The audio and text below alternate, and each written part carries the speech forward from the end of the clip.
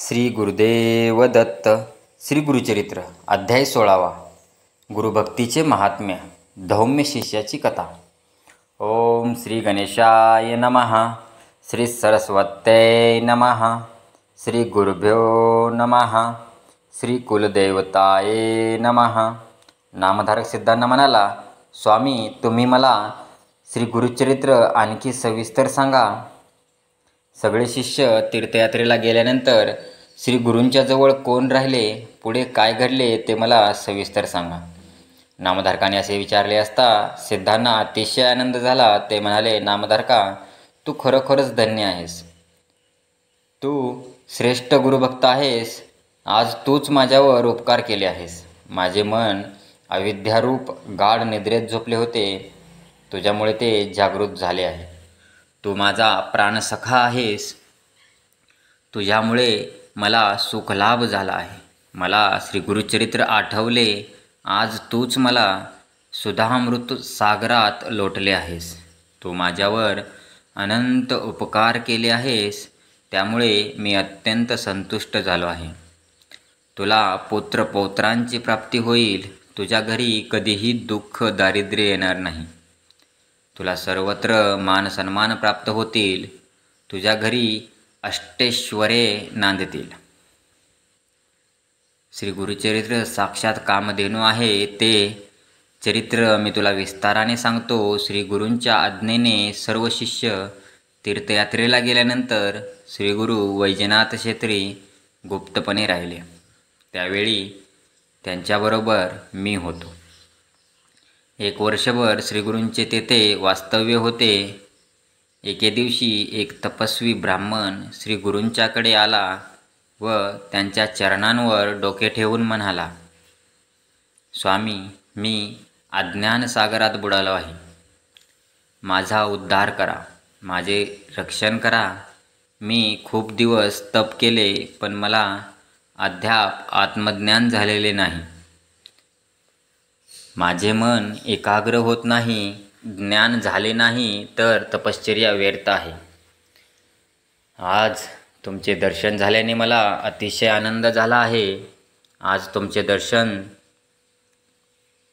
झाल्यामुळे मी अगदी तृप्त झालो आहे. तुमची या विश्वाचे तारक आहात.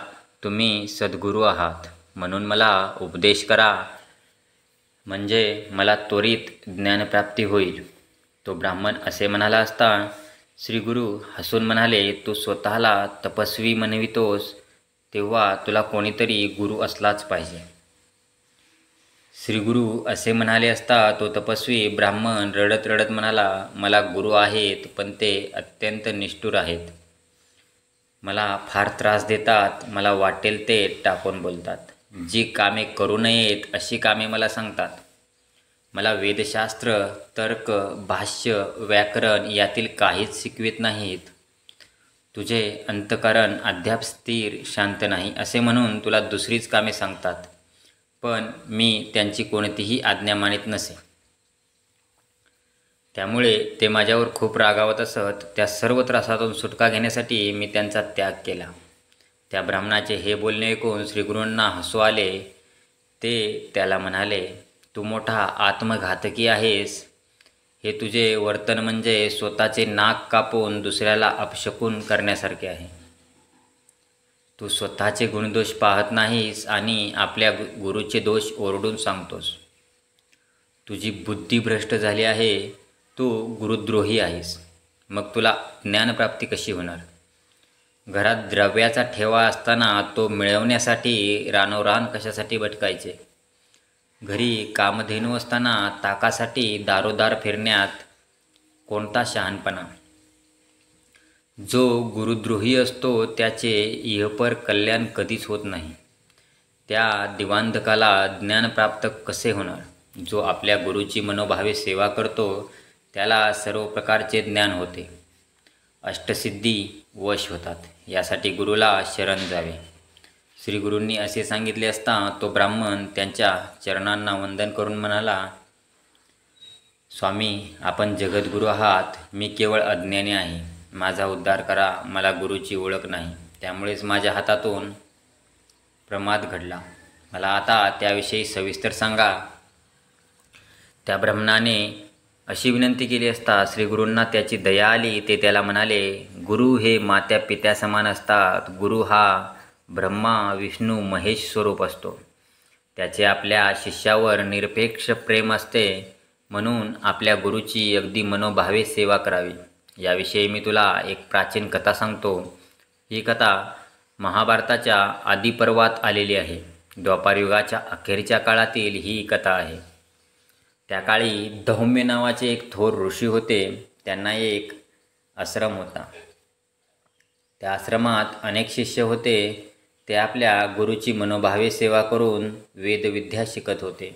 त्याच आश्रमात अरुणी, वैद्य म्हणजेच वेद व उपमन्यू असे 3 शिष्य आपल्या गुरूंची सेवा करीत वेदाध्ययन करीत होते. पूर्वी आपल्या शिष्यांना अनेक प्रकारची कामे करावयास लावत. ती कामे शिष्य किती चिकाटीने, कष्टाने व आपल्या गुरुवरील परमश्रद्धेने करतात याची ते परीक्षा घेत असत. मग सर्व कसोट्यांवर उतरलेल्या शिष्यांवर तत्काळ कृपा करून त्याच्या मनोकामना पूर्ण करीत. धौम्य ऋषी याच परंपरेतील होते. एकदा काय झाले, पावसाळ्याचे दिवस होते. आकाशात काळे काळे मेघ जमले होते. धौम्य ऋषी आपल्या आश्रमात विद्यार्थ्यांना शिकवित होते. त्याचवेळी मोठा वारा सुरू झाला. विजा चमकू लागल्या आणि एकदम मुसळधार पाऊस सुरू झाला. पाण्याचे लोट वाहू लागले. धौम्य ऋषी मोठ्या काळजीत पडले. ते आपल्या शिष्यांना म्हणाले, इतका मोठा पाऊस पूर्वी कधीही पडला नव्हता. आपल्या भाताच्या शेताचा बांध घट्ट केला नाही तर शेतातील पाणी वाहून जाईल व सगळं पीक वाया जाईल. हे शब्द ऐकताच सगळे शिष्य एकमेकांकडे पाहू लागले. आता आपल्यापैकी कोणाला तरी गुरुदेव आज्ञा करणार म्हणजे आता पावसात भिजावे लागणार. काय ही कटकट असा विचार करून काहीतरी कारण काढून एक शिष्य उठला व आपल्या झोपडीकडे निघाला. त्या शिष्यात अरुणी नावाचा जो शिष्य होता तो अत्यंत नम्र, कष्टाळू होता. गुरूंनी सांगितलेले कोणतेही काम करण्यास तो एका पायावर उभा असे. आपल्या गुरूंवर त्याची नितांत भक्ती होते. कोणत्याही कामाची त्याला लाज वाटत नसे. अरुणी हात जोडून आपल्या गुरूंना म्हणाला, गुरुदेव मला आज्ञा करा, मी जातो व बांध पक्का करून येतो. धौम्य म्हणाले, जा बाळ, बांध घट्ट करून ये. कितीही त्रास पडला तरी आळस करू नकोस. अरुणी धावत शेतात गेला. पाऊस पडतच होता. शेताचा बांध फुटला होता व त्यातून पाणी जोरात वाहू जात होते. अरुणीने मोठमोठे दगड आणून टाकले, माती घातली, पण पाण्याला इतका ओघ होता की आडवे सगळे दगड वाहून जात होते. त्याच्या सगळ्या प्रयत्नांवर पाणी पडले. त्याला अतिशय वाईट वाटले. आता काय करायचे? अरुणीपुढे मोठा प्रश्नच उभा राहिला. बांध घट्ट कसा करायचा? पाणी कसं अडवायचं? आपणास काही जमत नाही म्हणून तसंच परत नाही जायचं. छे छे, हे होणे नाही. प्राण गेला तरी चालेल, पण तसाच परत जाणार नाही. अरुणीने निश्चयपूर्वक ठरवले. विचार करता करता त्याला एक चांगली युक्ती सुचली. शेताचा बांध जिथे फुटला होता तेथे तो आडवा पडला. त्यामुळे वाहून जाणारी माती, दगड त्याच्या शरीराला चिटकून बसली. त्यामुळे चांगला बांध तयार झाला. जिवंत बांधापुढे पाण्याला हार मानावी लागली. आता शेतातून पाण्याचा एक थेंबसुद्धा वाहून जात नव्हता. अरुणी मोठ्या आनंदाने आपल्या गुरूंचे स्मरण करीत होता. संध्याकाळ झाली तरी अरुणी तसाच पडून होता. रात्र झाली तरी अरुणी परत आश्रमात आला नाही. धौम्य ऋषी मोठ्या काळजीत पडले. ते उठले, मशाल पेटवली व तिच्या प्रकाशात ते शेतात गेले. पण अरुणी कुठे दिसत नव्हता. अरे अरुणी बाळा, कुठे आहेस रे? अशा हाक मारू लागले, पण स्थिर उत्तर मिळेना. धौम्य ऋषी व्याकुळ झाले. शेतात शोधू लागले आणि त्यांना आश्चर्याचा धक्काच बसला. जेथे बांध फुटला होता तेथे सारे पाणी अडवण्यासाठी अरुणी आडवा पडला होता. त्याचे सगळे शरीर चिखलाने माखले होते. त्याची शुद्ध गेली होती. शरीर पार गारटले होते. सारा प्रकार धौम्य ऋषींच्या लक्षात आला. त्यांच्या डोळ्यातून अश्रू वाहू लागले. त्यांनी आरुणीला उचलून आश्रमात आणले. त्याचे शरीर पुसले, गरम पाण्याने शेकले. थोड्या वेळाने आरुणी सावध झाला. त्याने झालेला सगळा प्रकार सांगितला. त्याची कर्तव्यनिष्ठा व गुरुभक्ती पाहून त्यांचे अंतःकरण भरून आले. त्यांनी मोठ्या वात्सल्याने त्याला जवळ घेतले. त्याच्या मस्तकावर वरदहस्त ठेवून म्हणाले, बाळ आरुणी, तुझ्या भक्तीने मी प्रसन्न झालो आहे. तुला सर्व विद्या प्राप्त होतील. तुझे जीवन सुखी होईल. त्यांच्या आशीर्वादाने आरुणी तत्काळ महाज्ञानी झाला. दुसऱ्या दिवशी धौम्य ऋषी त्याला म्हणाले, आरुणी, तुझे अध्ययन पूर्ण झाले आहे. सेवेच्या कृपेने तू मला गुरुदक्षिणाही दिली आहेस. आता तू आपल्या घरी परत जा. विवाह करून सुखाने संसार कर. आपल्या गुरूंचा निरोप घेऊन आरुणी आपल्या घरी परत गेला. पुढे हा आरुणी एक थोर ऋषी म्हणून प्रसिद्ध पावला. गुरूंचा आशीर्वाद खरा झाला. आरुणी निघून गेल्यावर धौम्य ऋषींनी आपला दुसरा शिष्य वैद्य याची परीक्षा पाहण्याचे ठरवले. वैद्य हा आरुणीप्रमाणेच आपल्या गुरूंची अगदी मनोभावे सेवा करीत होता. एके दिवशी धौम्य ऋषी त्याला म्हणाले, तुला मी आता एक सांगतो ते ऐक. तू आता आपल्या शेताकडे जा व तेथेच राहून आपल्या भातशेतीची नीट देखभाल कर. पीक तयार झाले की धान्य घरी आण. धौम्य ऋषींनी अशी आज्ञा करताच वैद्य मोठ्या आनंदाने शेताकडे गेला व शेतीची अगदी चांगल्या प्रकारे देखभाल करू लागला. तो दिवस रात्र शेतात काम करीत होता. भातशेती तयार झाल्यावर त्याने कापणी केली, झोडपणी केली व खळ्यात धान्याची रास केली. मग त्याने आश्रमात जाऊन सांगितले, धान्य तयार झाले आहे, आता काय करू? धौम्य ऋषी म्हणाले, तू खूप कष्ट केले आहेस. आता तयार झालेले धान्य घेऊन ये. असे सांगून त्यांनी त्याला एक रेडा जुंपलेला गाडा दिला. वैद्य गाडा घेऊन शेतात गेला. त्याने 2 खंडी भात गाड्यात भरले व तो धान्याचा गाडा घेऊन आश्रमाकडे निघाला. पण 2 खंडी भात रेड्याला ओढवेना. आता काय करायचे असा वैद्यापुढे प्रश्न निर्माण झाला. शेवटी त्याने जोखडात स्वतःची मान अडकवली व तो रेड्यासह गाडा ओढू लागला. वाटेत चिखलात रेडा रुतला. खूप प्रयत्न केले तरी काही केले रेडा चिखलातून बाहेर येईना. आता काय करायचे असा त्याच्यापुढे प्रश्न उभा राहिला. मग त्याने रेड्याला मोकळे केले व रेड्याच्या गळ्यामधील फास स्वतःच्या गळ्याभोवती बांधला व खांद्याच्या आधाराने तो गाडा ओढू लागला. गाडा खूप जड होता, त्यामुळे तो ओढताना त्याच्या गळ्याला फास लागला. त्याचा जीव कासावीस झाला, पण तो डगमगला नाही, थांबला नाही. त्याने मोठा नेट लावून गाडा उडत उडत आश्रमात आणला. वैद्याची ती अवस्था पाहून धौम्यांच्या मनात त्याच्याविषयी अपार करुणा निर्माण झाली. त्यांनी वैद्याला सोडवून मोठ्या प्रेमाने त्याला गाढ आलिंगन दिले. वैद्याची भक्ती श्रद्धा पाहून धौम्य ऋषी प्रसन्न झाले. त्यांनी त्याच्या मस्तकावर वरदहस्त ठेवून त्याला आशीर्वाद दिला. तू सर्व शास्त्र संपन्न होशील. त्याच क्षणी त्याला सर्व विद्या प्राप्त झाल्या. मग तो आपल्या गुरूंना वंदन करून स्वगृही परत गेला. धौम्य ऋषींचा तिसरा शिष्य उपमन्यू तोही आपल्या गुरूंची मनोभावे सेवा करीत असे. धौम्य ऋषी आपल्या शिष्याची अगदी कसून परीक्षा घेत असत व मगच त्याच्यावर कृपा करीत असत. उपमन्यूची भूक मोठी होती, त्यामुळे तो खूप खात असे. अशा आहारामुळे त्याची बुद्धी जड होती, त्यामुळे विद्याभ्यासात त्याची प्रगती होत नसे. यावर गुरूंनी एक उपाय शोधून काढला. त्यांनी त्याला गाई गुरे चारण्याचे काम दिले. गुरूंच्या आज्ञेने तो दररोज गुरे वासरे रानात घेऊन जात असत. उपमन्यू दिवसभर गाई गुरे रानात चारत असे व त्या संध्याकाळी परत आणत असे. आता याची परीक्षा घ्यायची असे गुरूंनी ठरवले. नेहमीप्रमाणे उपमन्यू संध्याकाळी गाई घेऊन परत आला. तेव्हा गुरूंनी त्याला विचारले, बाळ उपमन्यू, मी तर तुला खायला काहीही देत नाही, तरीसुद्धा तुझे शरीर इतके पुष्ट कसे?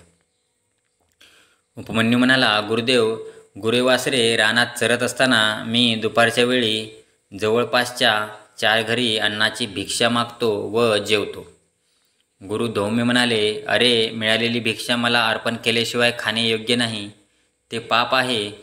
तेव्हा जी भिक्षा मिळेल ती प्रथम मला देत जा.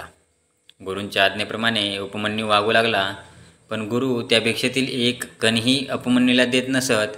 काही दिवसांनी गुरूंनी पुन्हा विचारले, बाळ आता तू काय खातोस? उपमन्यू म्हणाला, गुरुदेव, पहिली भिक्षा तुम्हाला देतो व दुसरी भिक्षा मी खातो. तेव्हा गुरु म्हणाले, अरे 2 वेळा भिक्षा मागणे पाप आहे. उपमन्यूने गुरूंच्या आज्ञेने पूर्ण पालन केले तरीसुद्धा त्याचे शरीर पूर्वीसारखेच पुष्ट. गुरूंनी विचारले, आता काय खातोस? उपमन्यू म्हणाला, गुरुदेव, आता मी गाईचे दूध पितो. गुरु म्हणाले, अरे हे तर सर्वात वाईट. उपमन्यूने गुरूंची आज्ञा मान्य केली. काही दिवसांनी पुन्हा उपमन्यू पूर्वीसारखा पुष्ट पाहून गुरूंनी विचारले, बाळ आता काय खातोस? उपमन्यू म्हणाला, गुरुदेव, रानात गायींना वासरे पिऊ लागली की त्यांच्या तोंडातून दूध बाहेर गळते. गळणारे ते दूध मी द्रोणात धरून पितो. तेव्हा गुरु म्हणाले, अरे रे, ही तर सर्वात वाईट गोष्ट. उष्टे काही खाल्ले असता माणसाची बुद्धी मंद होते. उपमन्यूने तेही सोडून दिले. आता त्याला उपवास घडू लागला. काय खावे त्याला समजेना. तो भुकेने अगदी कासावीस होत असे. संध्याकाळी परत येताना त्याच्या अंगात अगदी त्राण नसे. एके दिवशी रानात रुईच्या पानातून पांढरा शुभ्र चीक गळत असल्याचे उपमन्यूने पाहिले. त्याला वाटले ते दूध आहे, हे उष्टे दूध नाही. असा विचार करून त्याने पानांच्या द्रोणात तो चीक धरला. दूध समजून तो प्याला, पण पिता पिता त्याच्या डोळ्यात चीक गेला. त्यामुळे त्याची दृष्टीच गेली.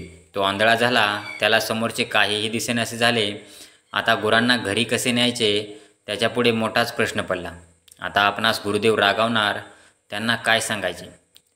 त्याला विहिरीतून बाहेर पडता येईना. संध्याकाळ झाली. गुरे आश्रमात परत गेली. अजून उपमन्यू कसा आला नाही याबद्दल ऋषींना काळजी वाटू लागली. ते त्याला शोधण्यासाठी रानात गेले. ते त्याला मोठ्याने हाका मारू लागले. गुरूंचे शब्द कानी पडताच विहिरीत पडलेला उपमन्यू मोठ्यांदा म्हणाला, गुरुदेव, मी येथे विहिरीत पडलो आहे. तू विहिरीत कसा पडलास? असे त्यांनी विचारले असता उपमन्यूने जे घडले ते सर्व सांगितले. ते ऐकताच धौम्य ऋषींना अतिशय वाईट वाटले. त्यांच्या मनात अपार कृपा आली. त्यांनी उपमन्यूला अश्विनी कुमारांचे स्मरण करण्यास सांगितले. त्याने अश्विनी कुमारांचा धावा करताच प्रसन्न झालेल्या अश्विनी कुमारांच्या कृपेने उपमन्यूला पुन्हा दृष्टी आली. तो विहिरीतून बाहेर आला. त्याने आपल्या कृपासागर गुरुदेवांच्या चरणांना भक्तिभावाने वंदन केले. उपमन्यूचा भक्तिभाव, त्याची गुरुवरील अनन्य निष्ठा पाहून धौम्य ऋषींनी त्याला पोटाशी धरले. प्रसन्न झालेल्या धौम्य ऋषींनी आशीर्वादपूर्वक आपला वरदहस्त उपमन्यूच्या मस्तकावर ठेवला. त्याच क्षणी उपमन्यूला सर्व विद्या प्राप्त झाल्या. त्याने त्याला घरी जाण्यास परवानगी दिली. धौम्य ऋषी त्याला म्हणाले, तुला सर्व विद्या प्राप्त झाल्या आहेत. आता तू घरी जाऊन सुखाने संसार कर. तुला खूप मोठी कीर्ती प्राप्त होईल. तुला अनेक शिष्य मिळतील. तुझा शिष्य उत्तंक मोठा ज्ञानी व पराक्रमी होईल. गुरुदक्षिणा म्हणून तो शेषाला जिंकून कुंडले आणून देईल. जन्मेंजय राजाला सर्व सर्पसत्रात मदत करेल. इंद्राला तक्षकासह शरण आणेल. धौम्य ऋषींनी असा आशीर्वाद दिला असता उपमन्यू आनंदाने स्वग्रही गेला. सिद्ध म्हणाले, नामधारका, गुरुसेवेची आदर्श उदाहरणे व गुरुसेवेचे महात्म्य याविषयी श्री गुरु नरसिंह सरस्वतींनी त्या तापसी ब्राह्मणाला धौम्य ऋषींच्या कथा सांगितल्या. त्या कथा सांगून श्री गुरु नरसिंह सरस्वती ब्राह्मणाला म्हणाले, तू गुरु गडक बोलतात, वाटेल ती कामे सांगतात, म्हणून त्यांचा त्याग करून येथे आलास. तू मोठा गुरुद्रोही आहेस. तू आपल्या गुरूंची निंदा केलीस. हे महापाप आहे. श्री गुरु नरसिंह सरस्वती असे बोलले असता तो तापसी ब्राह्मण पश्चातापाने पळून निघाला. मोठ्यांदा रडू लागला. स्वतःची निंदा करू लागला. गुरुद्रोहाचे प्रायश्चित्त म्हणून मी आता प्राणत्याग करतो असे बोलू लागला.